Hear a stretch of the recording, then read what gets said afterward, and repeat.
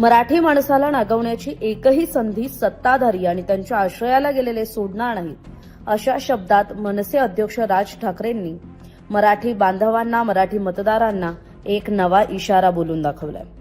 झालं असं की महापालिका निवडणुकीत राज ठाकरेंच्या मनसे पक्षाला म्हणावं असं यश मिळालं नाही आणि ज्यावेळी खरं तर पक्षाची ही झालेली पडझड पाहता मनसे अध्यक्ष राज ठाकरेंनी सुद्धा सोशल मीडियावर आपलं निवेदन जारी केलंय आणि त्यांच्या या निकाला प्रति असणाऱ्या भावना त्यांनी मांडल्यात। राज ठाकरेंनी आपल्या फेसबुक पोस्टमध्ये काय म्हटलंय पाहूयात। सस्नेह जय महाराष्ट्र। सर्वप्रथम महाराष्ट्र नवनिर्माण सेना आणि शिवसेनेच्या निवडून आलेल्या सर्व नगरसेवकांचं मनापासून अभिनंदन।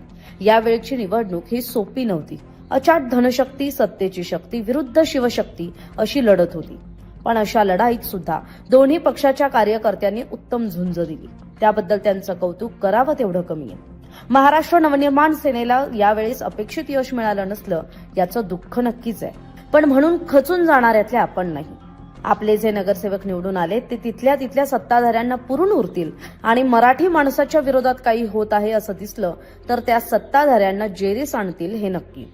आपली लढाई मराठी माणसाची, मराठी भाषेची, मराठी अस्मितेसाठीची आणि समृद्ध महाराष्ट्रासाठीची लढाई आहे। ही लढाई हेच आपलं अस्तित्व आहे। अशा लढाया या दीर्घकालीन असतात याचं भान तुम्हा सगळ्यांना आहे। बाकी काय चुकलं, काय राहून गेलं, काय कमी पडलं आणि काय करावं लागेल याचं विश्लेषण आणि कृती आपण सगळे मिळून करूच। तुम्हाला खरं तर हे सांगण्याची गरज नाही, पण तरीही सांगतो। MMR परिसरात असो की एकूणच राज्यात मराठी माणसाला नागवण्याची एकही संधी सत्ताधारी आणि त्यांच्या आश्रयाला गेलेले सोडणार नाहीत। त्यामुळे आपल्या मराठी माणसाच्या पाठीशी आपल्याला ठाम उभं राहायचंय। निवडणुका येतील जातील, पण आपला श्वास हा मराठी आहे हे विसरायचं नाही।